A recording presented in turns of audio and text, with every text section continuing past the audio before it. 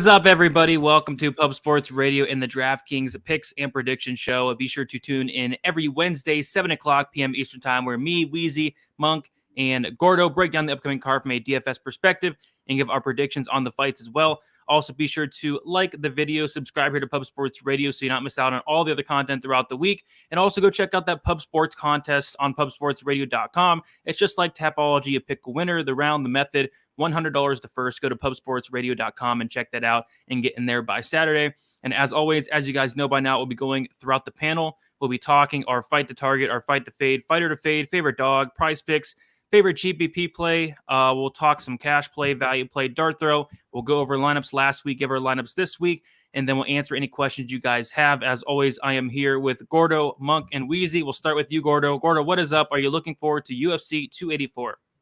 I definitely am. We got ourselves a fun little weekend of betting action, sports action. We got not only UFC 284, we got the Super Bowl. It'll be fun. Lots of money to be made, and I say we do just that this weekend. All right, let's do it. We got Monk in the building. Monk, what is up? You looking forward to the card? Yay, absolutely. Definitely looking forward to the main event. Definitely looking forward to Jack Della, Maddalena, a couple other guys, maybe some Melsik, want to see what he does. Maybe some, my guy Lou's favorite fighter, Loma Lookboonme fight week. So let's go. Let's go. And last but not least, we got Weezy. Weezy, what is up? You looking forward to this Saturday?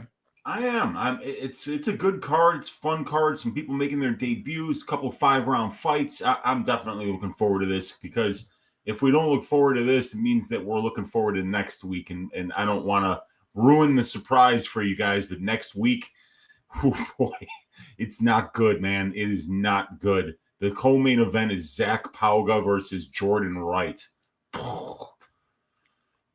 Jordan Wright's my favorite fighter, though. So I'm actually I know he's your favorite fighter. He's not Jordan mine. wrong. If Jordan Wright is right, I don't want to be wrong, or there's something in there. Or something well, Jordan, like that. he's gonna right the ship this next Saturday when he knocks out Zach Pauga. I cannot wait for that fight, but that's about the only fight I'm looking forward to next week. I mean, it's pretty rough.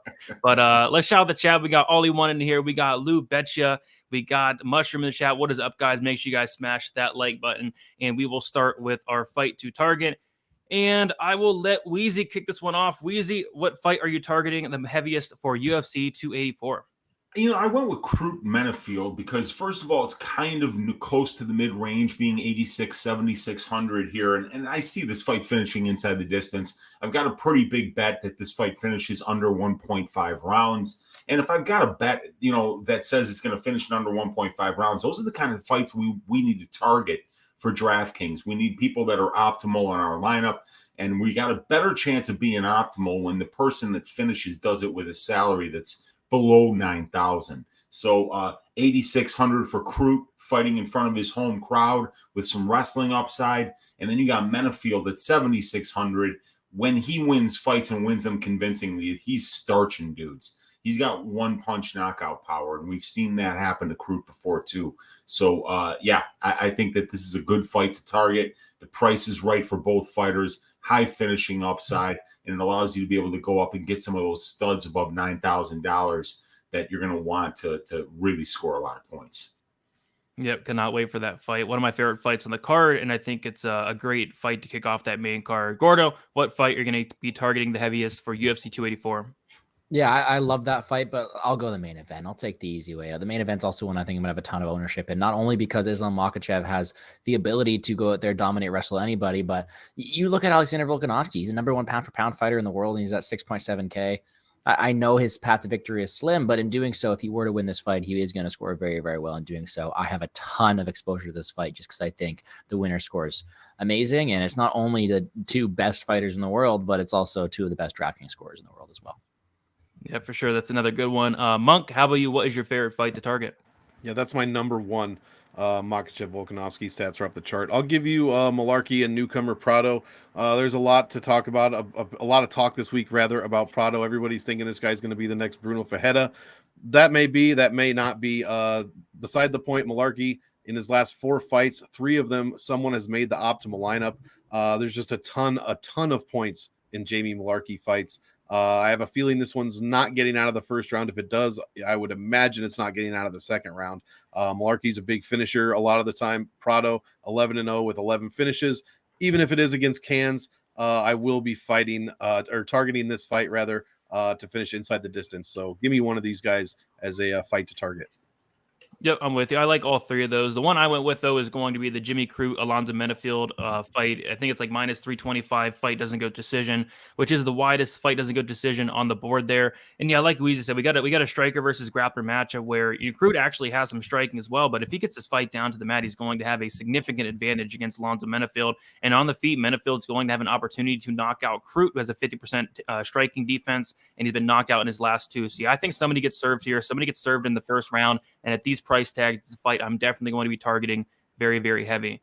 Let us go to our fight to fade, and we will start with you, Monk. What is your fight to fade for this week? Let me see here. I will fade the Culibao Baghdasaryan fight.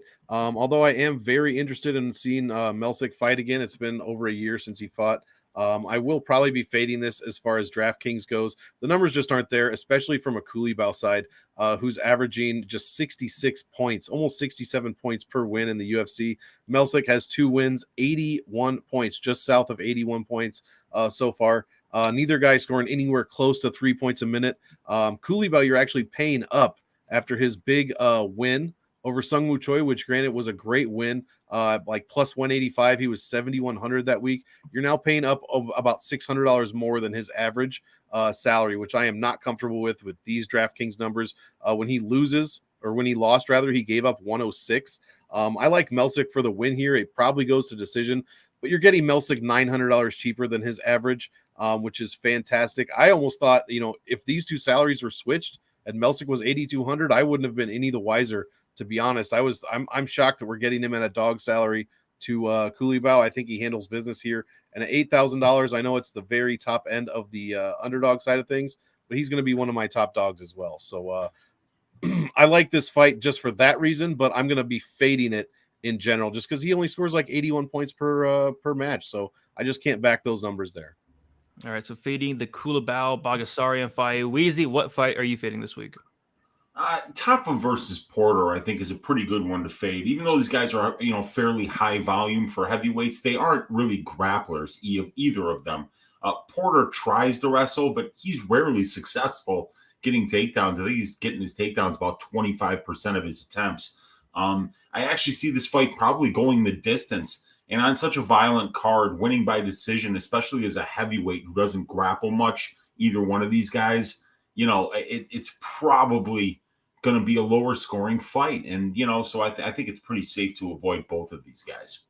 Yeah, I actually have a lot more of that fight than I'd like to. So I think it probably does go decision, though. But Tafa does have that first round KO upside. For me, I'm going to go ahead and fade the Loma Luke Boomy Elise Reed fight. It's a plus 215 fight, doesn't go decision. I actually really like Loma in this spot, and I think she can score well. It's just hard to get there for me when you have Islam Makhachev up there. And then I just like a lot of fighters that are priced cheaper. Like I like, Jimmy Crute 8,600. I like Tyson Pedro. I think he has first round upside. I like Kleydson Rodriguez a lot. I like Jamie Mullarkey a lot. So I don't think I'll be getting too much Loma Luke Boomy. I'm definitely not getting to any Elise Reed there, but I think it's a pretty good fight for me to fade there. And then Gordo, how about you? What fight are you fading? Yeah, I have to agree with Monk and go the Culibao Baghdasaryan fight. That you look at their scores, even in wins, they're not doing that well. And you have a guy in Culibao. The path to victory to beat Baghdasaryan a lot of the time is either to take him down and keep him there. And Culibao's got a 0% takedown rate. So the guy isn't going to score that well. I think this is going to be a 15-minute kickboxing bout with Baghdasaryan probably getting the better of it with his footwork. And I don't see either of these guys scoring above 100 points in a win, let alone making the optimal lineup. Sounds good to me. All right, we'll move on to our fighter to fade. I'll kick this one off. I'm going to fade Zubaira Tukhugov 9,600. I actually think he scores good. I actually think he can get a finish in this matchup, but 9,600 for someone like Tukhugov when you have Islam Makhachev 100 cheaper, and I have a ton of Makhachev this week. He's my highest owned fighter by a mile, so I just don't see both Makhachev and Tukhugov finding their way on the optimal lineup. I think it's going to be Makhachev more than likely. So I'm not going to get too much Tukhugov, although I do think he scores very well. It's just 9,600. It's a lot to pay for a guy that typically does not score all that well. So I'm fading Zuby 9,600 there. Gordo, how about you? What fighter are you fading this week? Yeah, I tried to put multiple names, but I couldn't find a guy I'm fading less than Zubaira as well. 96 is way too expensive. I don't see him getting this fight finished a lot of the time. I mean, we've never really seen Brendan face this level of competition, but we've also never seen him finish. So to me, this is not a spot I want to have too much ownership to. I got 9.6, and I don't see him living up to the optimal lineup a lot of the time. So I have to agree with you there. Muted. Got it. First of the year, baby. Was that the first of the year? Dang it. Ring a ding ding, right, Uncle Weezy? Come on. There we go. We got to keep track of the mutes as well. We got to see who has more mutes at the end of the year. Whoever has the most mutes has to do something. But honestly, I would have lined you at about plus 100. You would have been the front runner. Yeah, I would have been the favorite for sure. But yeah, I was second. Got it. You got me. Monk, how about you? What fight are you fading this week? I was probably like minus 110. So I'm gonna fade Tyson Pedro. To be completely honest, 8,900. I know that's probably not the best idea, and I might. I'm a big flip flopper this week, man. Tyson Pedro might be one of those guys I'm flopping on. 30 or 3 points per minute, not even 102 per win in his last 5. Really, I'm only focused on his last 2. Because before that he was fighting in 2018, had a very long layoff. He's beat Harry Hunsucker and Ike Villanueva. Guys, can we pump the brakes on this dude just a little bit? He's beat the 2 worst light heavyweights in all of light heavyweight, and light heavyweight is fucking trash. So let's just pump the brakes on this guy. I like Pedro personally. I'm probably picking him to win this fight, and I'm hoping he gets it done, but he hasn't even been scoring that well. I mean, he's been whooping these dudes, running through people. He put up 102 against Hunsucker and 108, which is decent, against Villanueva, but he was averaged $9,400 in those positions. Bukauskas is better than Hunsucker, right? And he's better than Villanueva, in my opinion. Everybody's saying Bukauskas, he got cut, he got released. Well, yeah, he is 1-3. Well, Kyle Nelson just fought at 1-4 last week. So again, let's pump our brakes. And Bukauskas, if you remember, Khalil Roundtree exploded this dude's knee with an oblique kick. Couldn't fight for 9 months. They said, see you later. He's come back and gotten 2 easy wins, I believe, in regionals, wherever that is, CFFC or something like that. Not really a great DraftKings score, but I think he can do enough to get out of I'm hoping he can do enough to get out of the first round with Tyson Pedro. So I'm going to fade Tyson Pedro. I think he's too expensive. He might score 90 or 100 points. Hopefully he doesn't wreck Bukauskas in the first minute and make me look like a fool. But yeah, I'm going to go with the fade on Pedro. All right, we'll see. I think that's an interesting one, Monk. I'm pretty high on Pedro myself this week. Weezy, what fight are you fading this week? Well, I'm glad I'm going after Monk because I'm fading Pedro's opponent, Modestas Bukauskas. Look, I'm so angry, okay? I went and I watched tape on Modestas Bukauskas, right?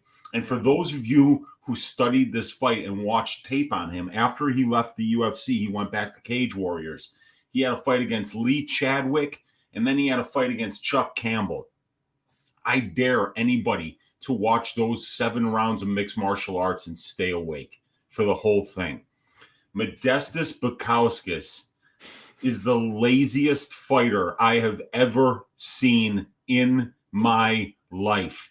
You want to talk about a complete lack of output, a complete lack of urgency, a complete lack of respect for the fans who come to watch you fight. This guy does nothing.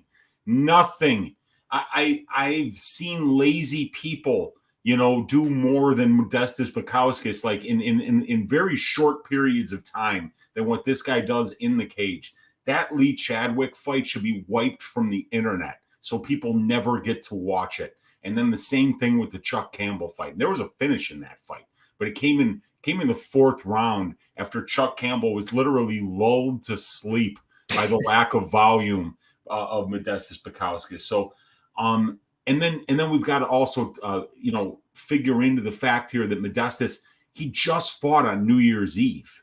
He looked like he was fighting on New Year's Day, hung over his shit. That's how little he did. But it's been 5 weeks since his last fight, and he's taking this on short notice. He's flying from Lithuania or from the UK, wherever he is, to Australia, which is a nightmare of a flight for a man that's 6'3" and 230 pounds, probably when he gets on that plane. So a very short turnaround, another weight cut, a long flight to make another debut in the UFC here in front of a very hostile crowd, in front of a guy in Tyson Pedro who basically finishes all his wins in the first round. So I think it's a horrible spot for Bukauskas. Fair enough. All right. So we got a little bit of disagreement on those fades there, but that's what makes the show. Well, that just means fade the fight in general. Just fade it. It's not a bad idea. There you go. I sadly have quite a few I have the under in that fight, and then I have quite a bit of Pedro. So I'm hoping it works out, but we'll see. Somebody's gonna be right here. All right, let us go to our favorite dog. Monk, we'll start with you. Who's your favorite dog for UFC 284? Oh man, do I just take the easy one? Yeah. Yeah, I mean, you know what? I will. Obviously, there's one choice that stands above the rest, even though he will not be standing above anyone in his fight, is Alexander Volkanovski. $6,700. Guys, this guy's what do I have to say? He's $2,000 cheaper than his average salary. You're never going to see this again. He's made optimal lineup in all 3 of his last 3 fights. Ortega, Korean Zombie, Holloway. I mean, he's just on optimal lineup. That's just what he does. His average value per win in his last 5 is 14. The average value for an optimal lineup player is like 13.35. He's out valuing that, which is very rare. Trust me, it's extremely rare. Scores 116 per win. I mean, the stats here are even better than it was for like Usman and Covington. If you're a stat boy looking at those stats, everything jumps off the page. You want to talk about everything. Personally, I'm picking Makhachev to win, but I mean, come on, I'm going to be 100% on this fight. I'll probably be 70-30 Makhachev, 80-20 maybe, but I will have Volkanovski because he can win this fight. There are ways for him to. He might be the greatest of all time, especially at featherweight. Come on, man. I mean, it's Volkanovski, and it's by a mile. Volkanovski, what is he? 6,700. Yeah, 67. we'll never see him The disrespect. Yeah, we will never see him at that price tag for the rest of the time he's in the UFC. That's for sure. Weezy, who's your favorite dog on the slate? Well, Monk and I just went head-to-head last time, and this time we're right on the same page. Alexander Volkanovski. Just imagine for a second, right, that this goes tits up for Islam, right? Let's just say that happens.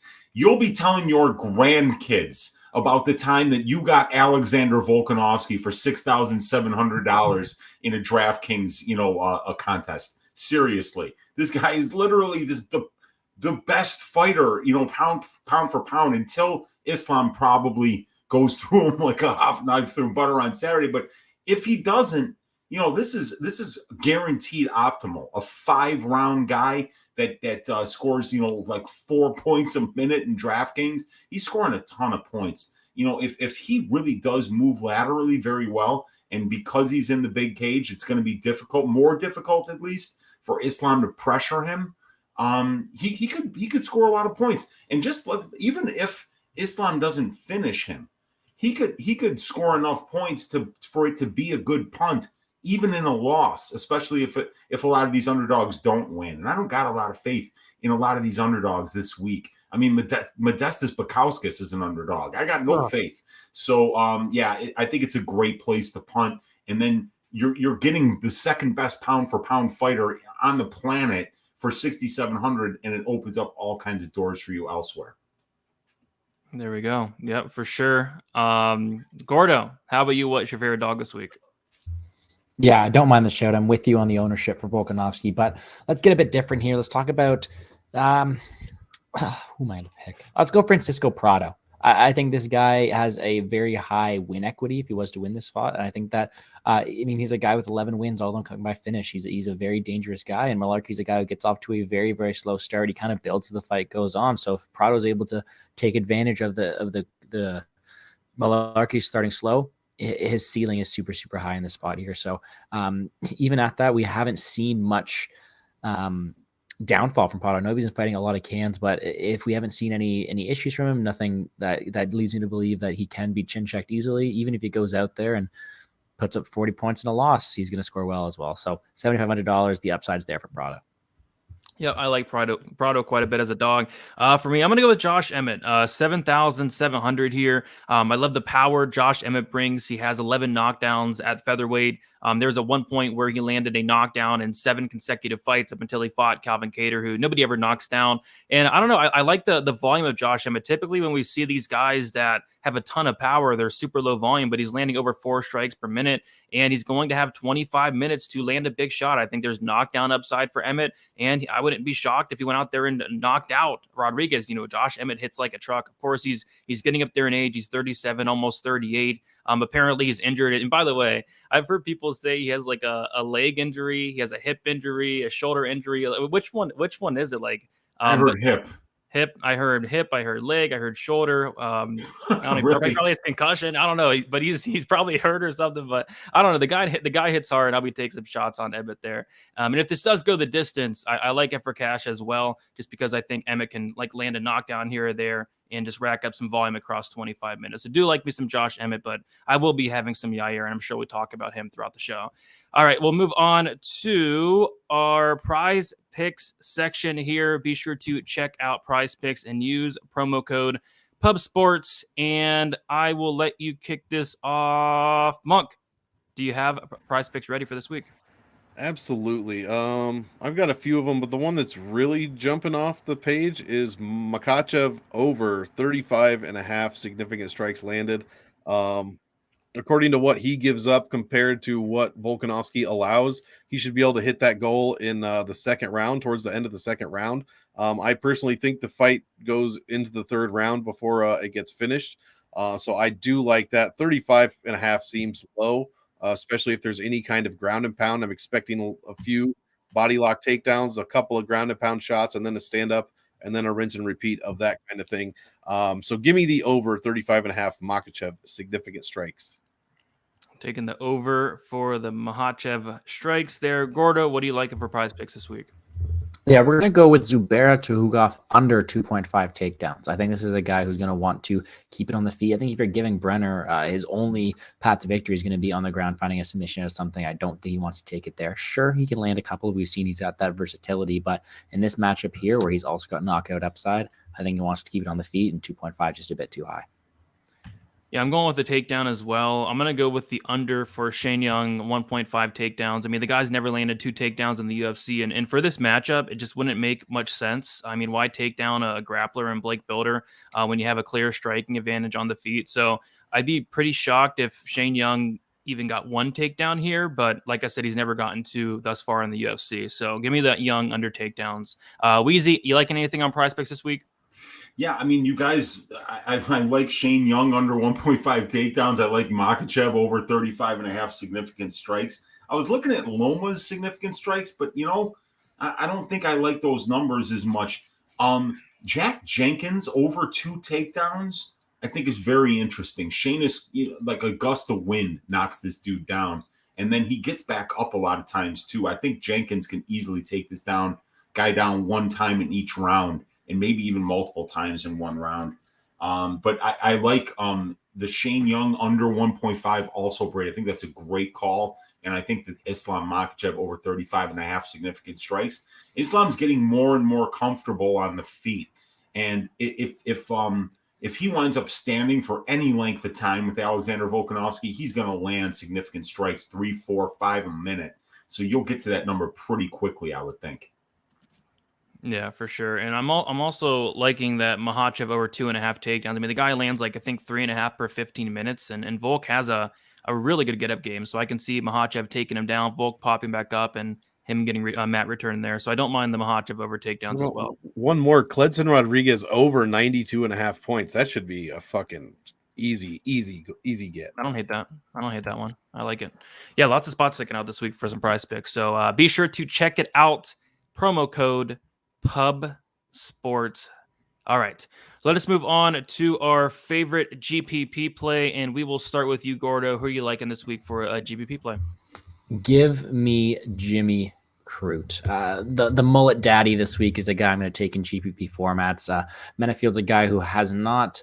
Well, his manager needs a raise, but Menifield's a guy who also has not fought the greatest level of competition. He makes some questionable mistakes. I'm not saying Crute does not make mistakes either. That's why this is a GPP play. But I think skill for skill, Crute has the better ground game. He has more minute winning potential. He has the ability to finish Menifield as well. And I think with the overextending that Menifield does on his punches, that leads not only for takedowns for Crute, but also allowing him to counter. I think this fight goes under a lot of the time, and in doing so allows Crute to get another early finish. And when he does that, he usually scores pretty well, right? Early finish, 117 against Bukauskas, 138 against Olejniczak, 106 against Alvey. I think it's another early finish. Yep, I like me some Crute this week at 8,600. I also like me some Jack Della Maddalena, 9,200. I like Jack a lot. I know this is a big step up in competition, but I think it's a well-deserved step up in competition here against Randy Brown, who is going to have a long travel to Australia here. And what I like about Jack Della Maddalena is the volume. He's landing at like 8.5 significant strikes per minute, has a ton of power. I like the forward pressure. And Randy Brown does leave openings at times to be hit. He relies a lot on head movement. I can see Jack catching him, and I think he can catch him early as well. So I like Jack to go out here and get a knockout in the first or second round and put up a pretty big score here at 9,200. Weezy, who is your favorite GPP to play this week?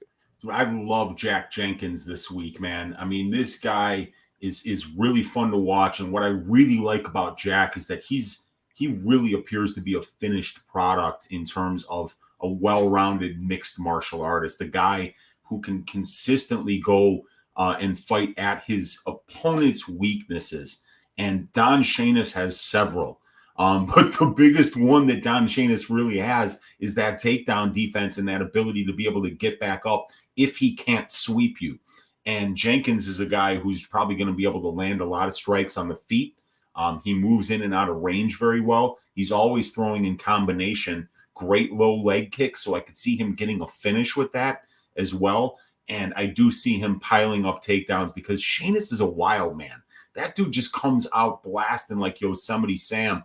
And in order to deal with the pressure of somebody that Shainis, the way he fights, sometimes the best thing to do is just take them down. And you're not going to get any resistance from Shainis in that spot. So I think Jack Jenkins has high finishing equity here. I think this can be an up and down, back and forth fight. And I think it could be really high scoring and high paced. So I love Jack Jenkins this week. All right. And he's got a glorious mustache, you guys. You've got to check out a really glorious mustache. This is a guy you're going to want to root for when you see him. Yep, for sure. Great mustache indeed. I think Monk, you're up, right?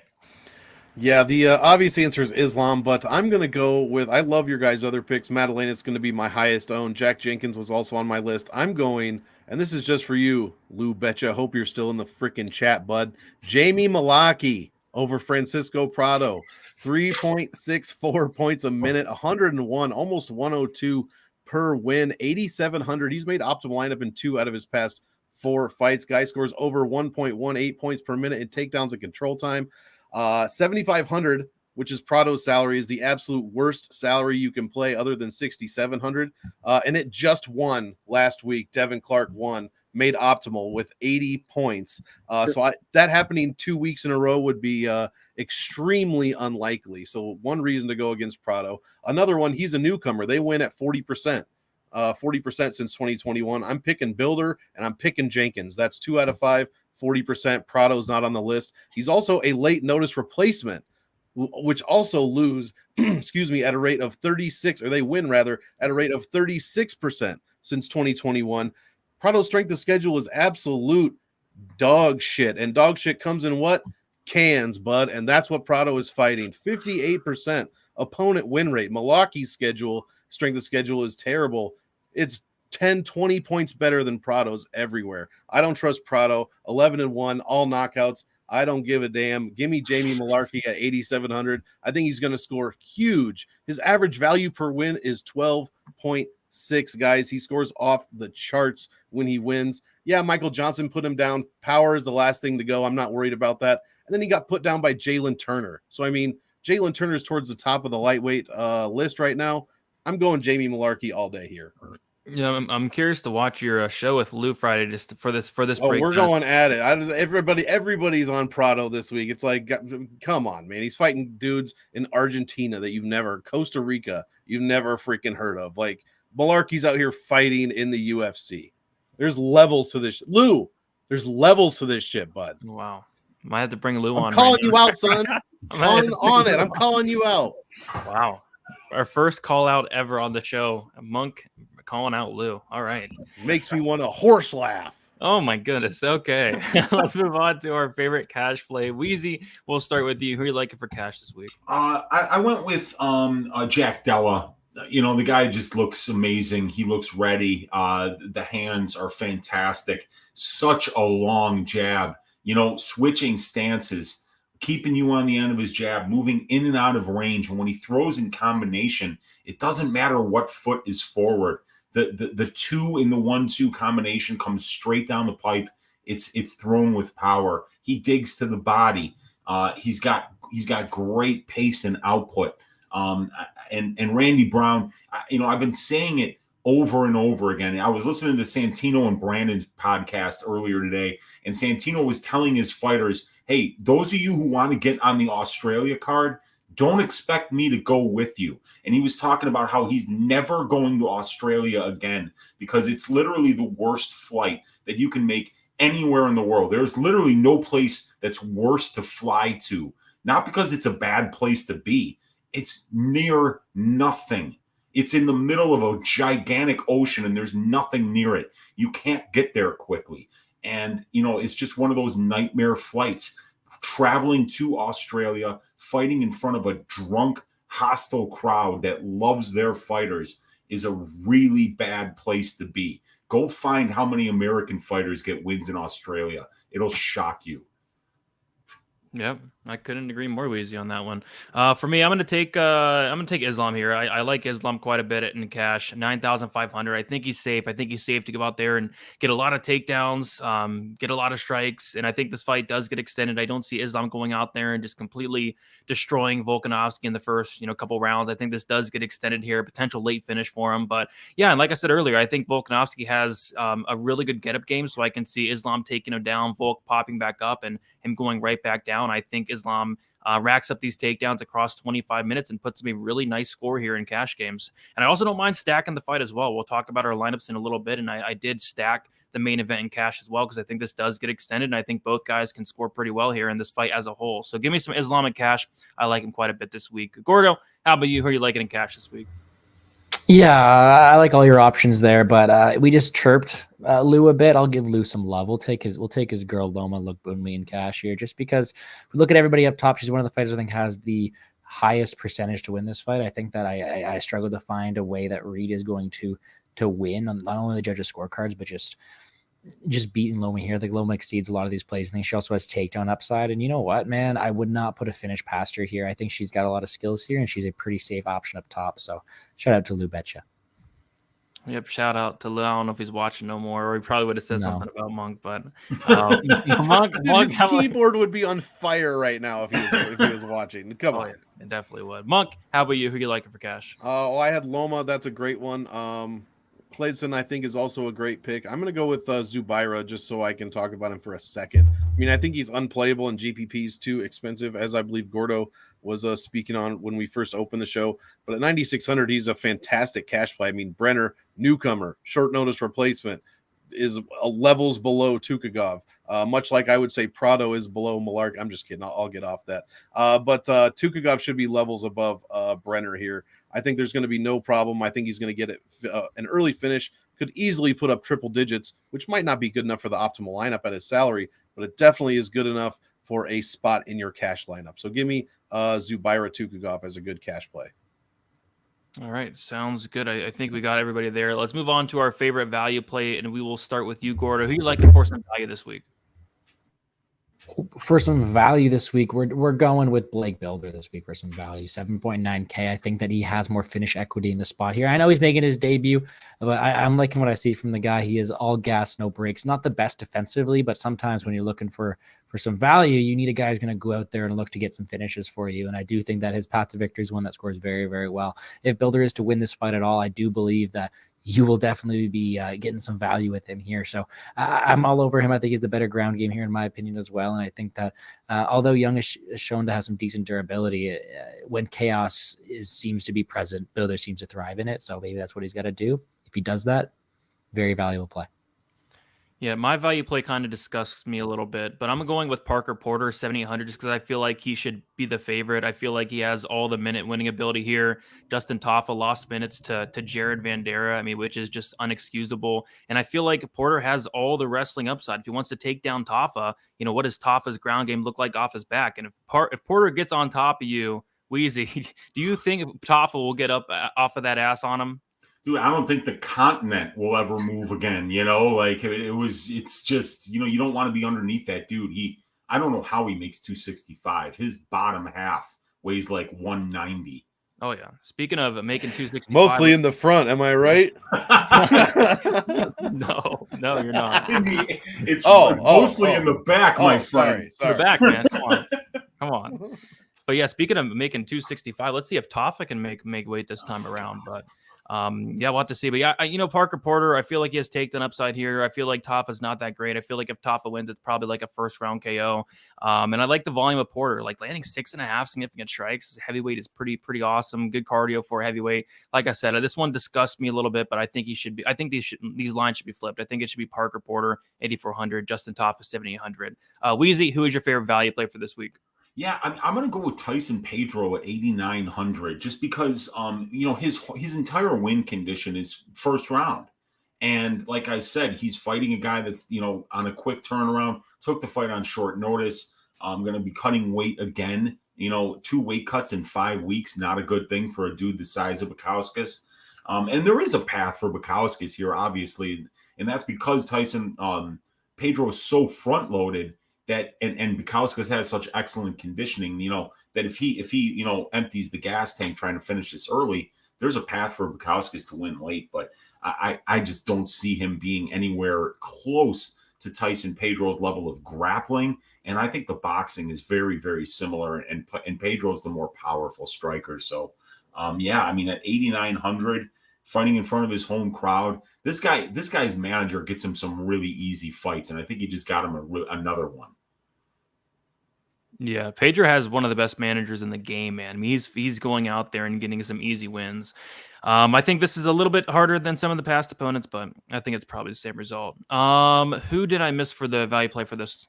Monk, I think. I haven't gone yet. Okay, I'll give you Josh Emmett just because I think he's going to be pretty low owned and he's an underdog. Doesn't generally score well as far as DraftKings, but I think with a win here, he could score okay.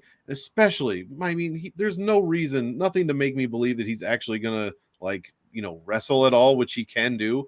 But if he chooses to go there, that would just increase his value for me by a ton.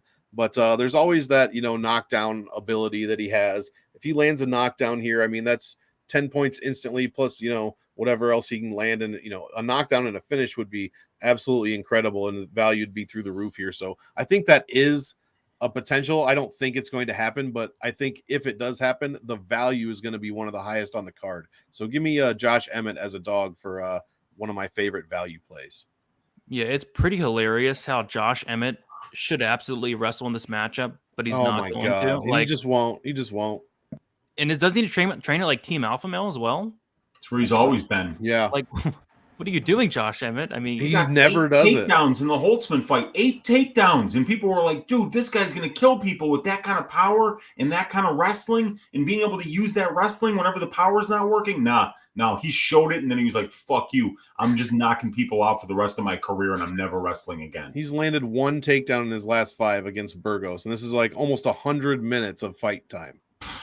Yeah, it doesn't make much sense to me, but you never know. Anything can happen. But we'll go to our dart throw now, and I'll let you kick this one off, Monk. Who is your dart throw for this week?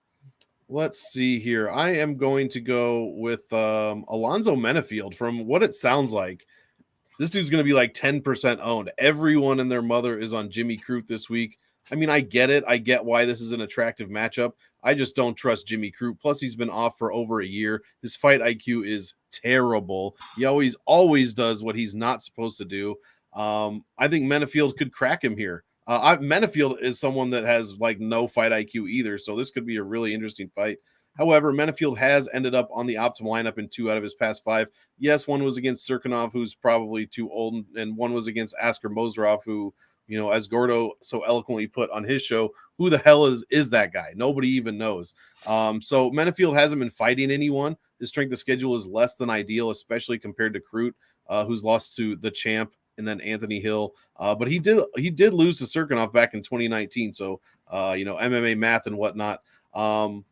But yeah, his only wins in the last 5 are Michael Oleksiejczuk, which is a good win. But then Modestas Bukauskas, if you listen to everybody, I'm not talking about anyone on this panel, but he sucks according to like MMA Twitter. He's gonna get taken care of. So I mean, what do those wins even mean? I like Alonzo Menifield for a dart for a dart throw this week.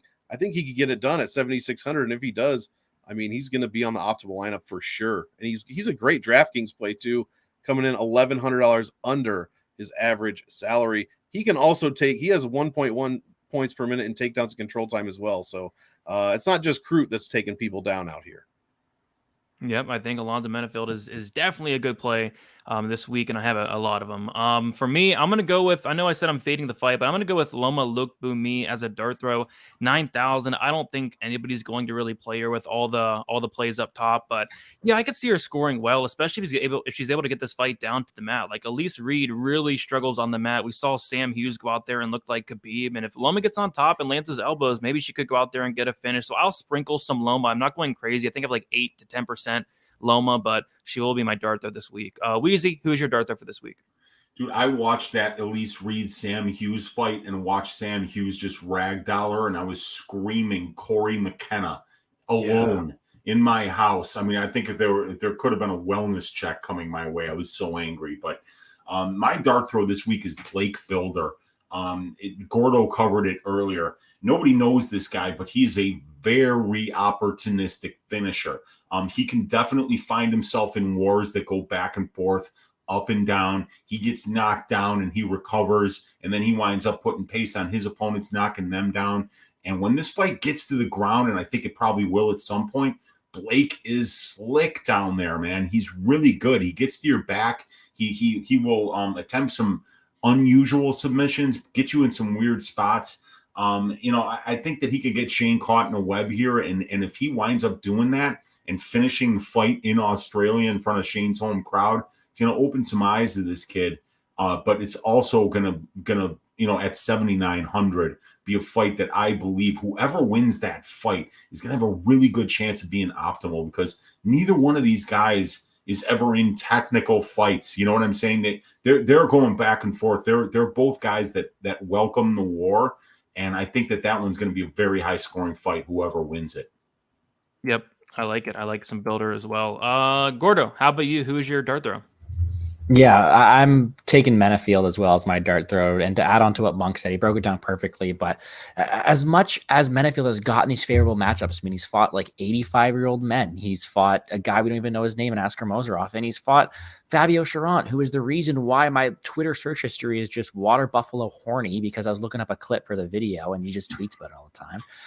It does a good job of throwing with heat. And if one thing Crute does is he doesn't put himself in favorable positions. He messes up. He's got low fight IQ.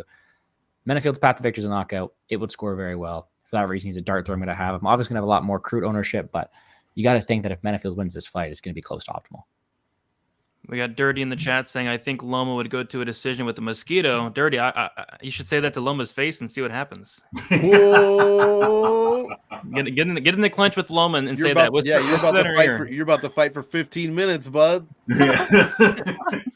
Anyway, we'll go over our lineups from last week, talk about our lineups for this week. If you guys in the chat have any questions, throw them out there and we will answer them. All right. And we have the scores. All right. So in fourth place was myself. I have Rinya Nakamura, 139, Sergey Spivak, 134, Da Eun Jung, 27, Duho Choi, 37, Jekka Seregi, 7, and then Jesus Aguilar, 1, scoring 347.79. In third place was Monk with Tetsura Taira, 103, Sergey Spivak, 134, Hung Sung Park, 72, Jekka Seregi, 7, Dennis Tuoluin, 3, and then Yi Za, 52, scoring 372.28. In second place was... No, that was Weezy's score. Oh, My bad. I scored like 9 points less than that. So yeah, that was Weezy. Monk, you had Nakamura, Spivak, Jung, Saragi, Tuoluin, Iza, and you scored 363. So Monk was in third, Weezy was in second, and then Gordo, you got first with Tyara 103, Nakamura 139, Duho Choi 37, Saragi 7, Derek Lewis 0, and Adam Fugit 125. Congrats, Gordo, you got the dub. Yeah, how crazy is that when I have Saragi throwing up 7 and I have Derek Lewis throwing up 0, right? What was going on? And Dirty, your opponents were bums. That's what happened. Oh yeah, it was bad, man. It was bad. Dirty said he's 6 foot 300 pounds. So I guess he would just get in front of his nuts and use them like a speed bag, though. You know? Oh no, I think with that size he probably could take long. And then he probably could, yeah. But you get one in the sack and you're going down. That's the problem, dude. Yep. You know, it's one of those kicks. It's universal for us guys. Absolutely. All right. And then we'll go over our current standings. What the hell is going on with my phone? We got him. So in fourth place, we got Monk with 1,212.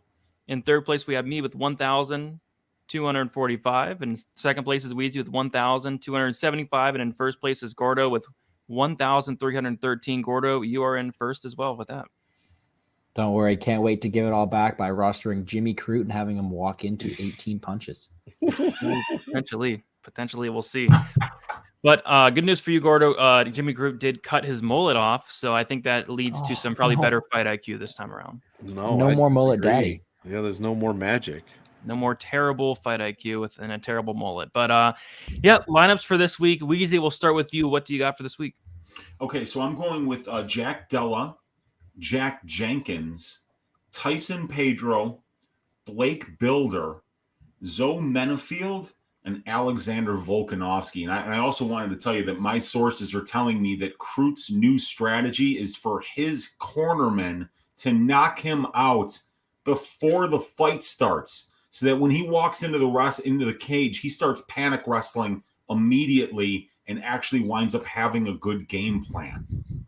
Or we can break his leg potentially before he gets in there and he'll wrestle right away, like he did against Anthony Smith.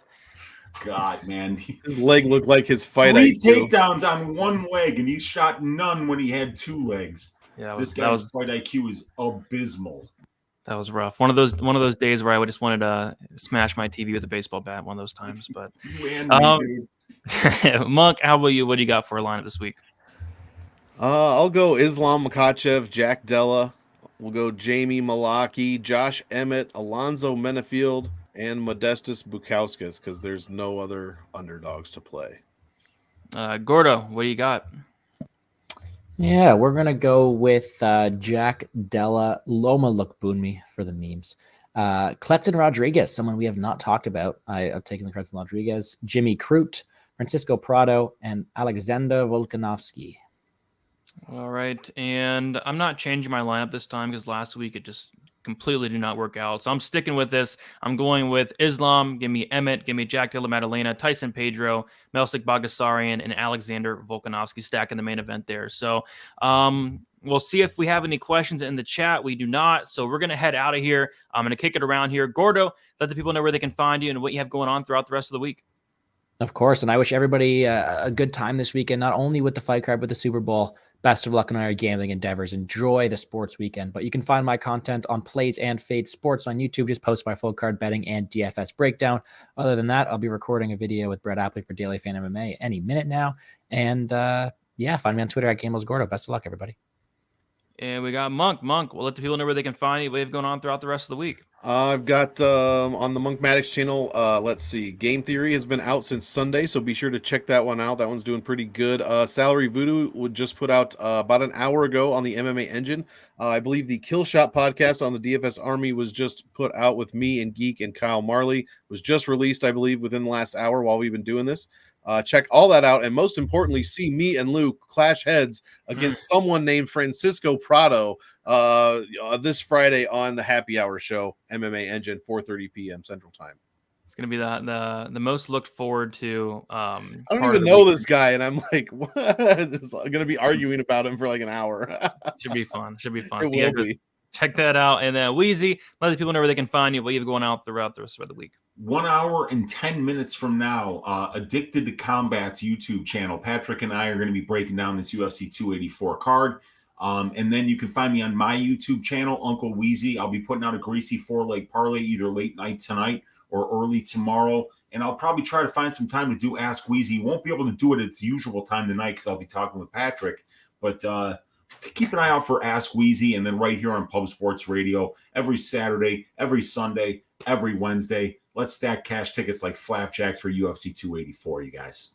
Let's do it. You can find me on Twitter, DFS_numbers, Instagram, DFS by the numbers. My prediction video is out, my DraftKings vid's out, and then I'll be going live Friday, 7 o'clock p.m. Eastern time, and then Saturday, 1 hour prior to the prelims with Weezy, Billy Briz, and then also Lou Betcha should be a fire panel for that Saturday show, Best Bet. And yeah, guys, leave a like, subscribe, check out the predictions contest on pubsportsradio.com. Make sure you get in there, $100 to first. And other than that, just, best of luck. UFC 284 should be a fun card, a pay-per-view card that I probably won't pay for just due to Parker Porter, Tafa being on the main card. But other than that, I think it's going to be pretty good. So best of luck. Talk to you soon, and see you.